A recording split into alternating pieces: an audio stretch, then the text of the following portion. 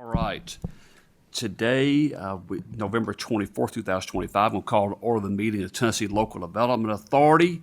We do have a fiscal quorum, but we do have telephonic participation in the former Mayor Bradshaw. So let's go ahead and let's call the roll. Ms. Thompson. Mayor Bradshaw, Here.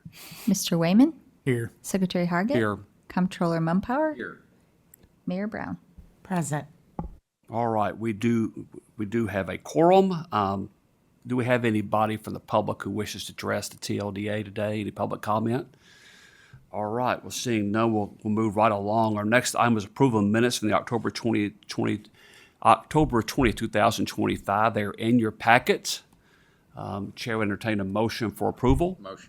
Properly moved, properly second. Any discussion? Hearing none, Ms. Thompson, call the roll, please. Mayor Bradshaw, I vote aye. Mr. Wayman, Secretary Hargett, Aye. Comptroller Mumpower, Mayor Brown. Aye. All right, the minutes are approved. Next, we have consideration and approval of State Revolving Fund Drinking Water Loan. I'm going to recognize Ms. Jones. Are you going to give us an update on the fund balance?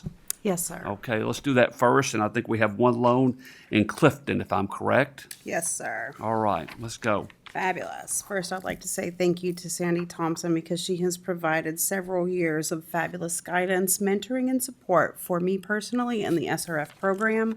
Sad to see you go. Happy to see you retire. And Kayla, I'm sure we'll be fast friends. We last met concerning the Drinking Water Revolving Fund in July of 2025. The fund had a balance at that time of $54,656,909.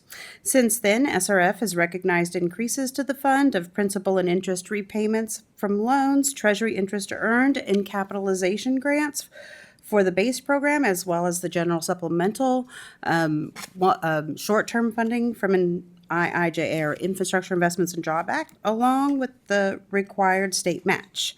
Those increases constitute about $60 million worth of additions, bringing the SRF fund balance to $114,819,510. Today, we have one loan request for $4,382,554, and if approved, we'll leave the balance of the fund available for loans to $110,436,956. We also have a fund balance for the lead service lines. In July, the last time we met to discuss drinking water, our fund balance was $118,097,948. We received our federal fiscal year 2024 lead service line grant, increasing our fund balance, bringing it to $202,501,082. Although we haven't had issued any loans from this fund to date, we are getting close, and we hope to see some of those loans proposed for approval soon. The final fund balance to cover is the emerging contaminant fund balance for drinking water. In July was $5,490,347. We received $10,275,940 in our federal fiscal year 2024 emerging contaminants capitalization grant, bringing our unobligated balance to $15,766,287. With Clifton's additional funding request, decreasing our loan balance by about $1.4 million. If approved, our remaining funds available will be $14,374,005. All right, you've heard the fund balance description. Now, are we ready to move on to the Clifton loan? All right, let's move on to the loan. Wonderful. The City of Clifton has requested a companion loan of $5.7 million to complete the funding for its new drinking water treatment plant. This request, coupled with the previous SRF loans, American Rescue Plan funding, and funding from the Department of Correction for this project, will cover a total project cost of $26.5 million. SRF has reviewed the city's request based on the technical and financial information provided, and we are recommending TLDA approve the loan request with a 20-year term at 2% interest from the traditional SRF fund and $1.4 million in loan forgiveness from the emerging contaminant funding. The City of Clifton provides service to 585 households as well as South Central Correction Facility in Wayne County. Their operating revenue is $1,210,962, which is generated by charging their customers $36.80 per 5,000 gallons per month. These revenues have been determined to be sufficient to service the debt from this loan request. The city has met all the requirements to be considered for an SRF loan, including informing the public, providing the necessary technical project documents, and completing the loan application package, which SRF has provided to the board. The City of Clifton's audit was filed timely. They have also pledged an amount equal to their annual debt service of $266,052 from their state share of taxes.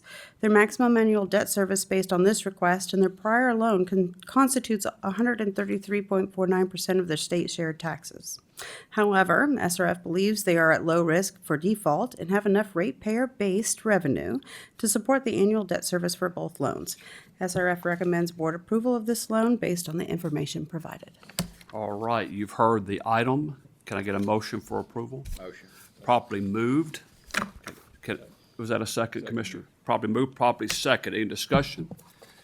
All right, Ms. Thompson here. Now let's call the roll. Mayor Bradshaw, Vote aye.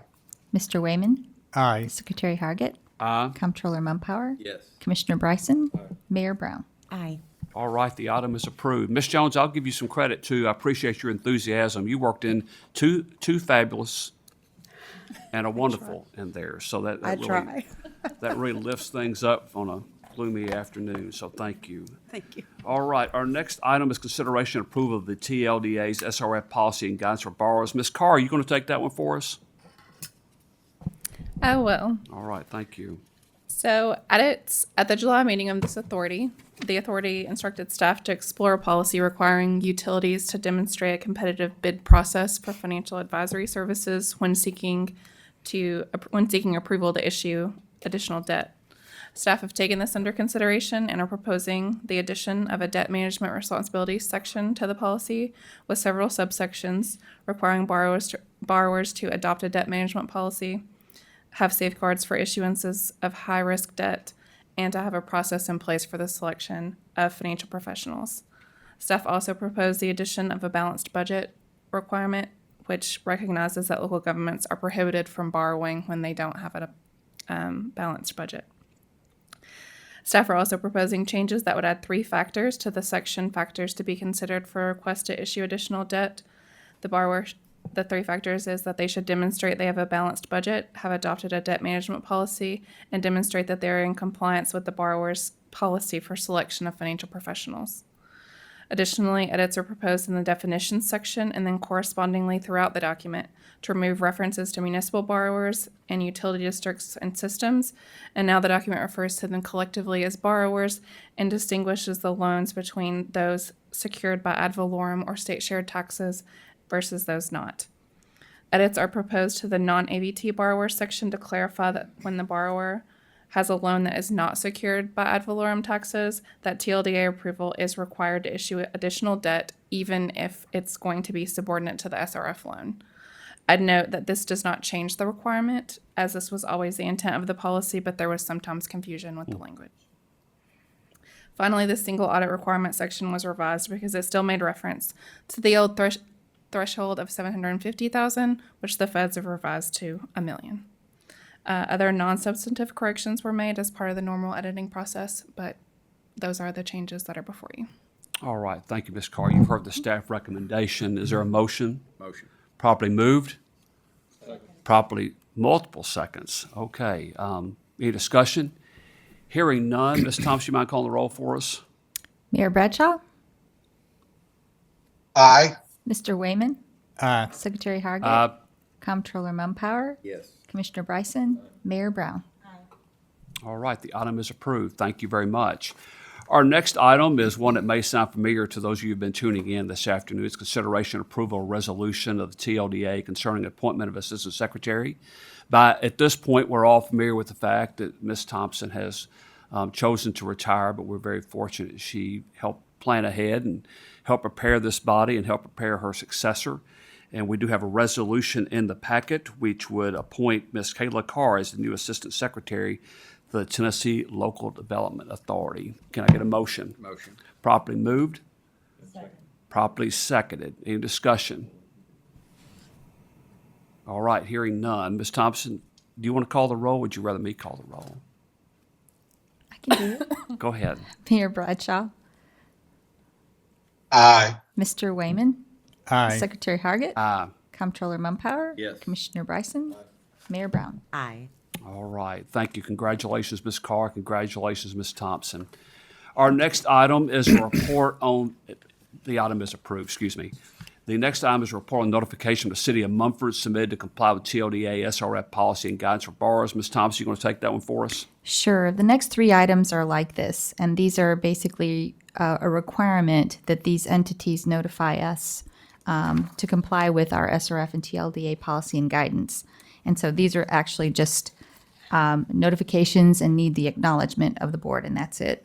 So the first one, as you mentioned, is the City of Mumford, and they provided a written notice to the TLDA of its intent to enter into a loan agreement with the PBA of the City of Clarksville in an amount not to exceed $1.2 million to finance system improvements, acquire property, and pay for associated costs in connection with the loan. And this PBA loan will be issued with a lien position that is subordinate to the lien position of its outstanding SRF loans. In addition, though, this letter also acknowledges a waiver of the 45-day requirement for written notification pursuant to the TLDA SRF policy and guidance. And that letter is in your packet, and we will consider ourselves notified and we acknowledge. So next one is from the Metropolitan Government of Nashville and Davidson County as well. Will you take that one for us? Sure. Thanks, Secretary Hargit. So Metro Government of Nashville and Davidson County provided written notice to the TLDA of its intent to revise its existing commercial paper program for its water and sewer revenue extendable commercial paper notes. And it's a 2015 program. And this is to increase the maximum par amount of the notes from $200 million to $300 million and to extend the final maturity date for such program of the notes from January 1 of 2026 to March 1st of 2031. And these notes will also be issued with a lien position that is subordinate to the lien position of its SRF loans that are outstanding. Thank you, ma'am. You also have that letter and acknowledgement letter in the packet as well. Any discussion? Otherwise, we'll consider this acknowledged as well. All right, let's move on to the next item. I believe we have the town of Carthage. Last but not least, the town of Carthage has provided us a written notice to the TLDA of its intent to enter into a loan agreement with the PBA of the City of Clarksville in an amount not to exceed $1 million to finance system improvements, acquire property, and pay for associated costs in connection with the loan. Again, this loan will also be issued with a lien position that's subordinate to the lien position of its outstanding SRF loans. And that acknowledgement letter and the letter from Carthage is also in your packet. So we'll have discussion. Hearing none, we do consider it acknowledged. So thank you. With that, I think we'll recess for about an hour and then come back and take up the next motion. Ms. Thompson, no, and all kidding aside, thank you for your service. And I'm going to move that we adjourn. Second. Properly moved, properly second. And Ms. Thompson, one last time, call the roll for us. Mayor Bradshaw? Aye. Mr. Wayman? Secretary Hargit? Aye. Comptroller Mumpower? Commissioner Bryson? Mayor Brown? All right, we stand adjourned. Thank you very much and happy Thanksgiving and all.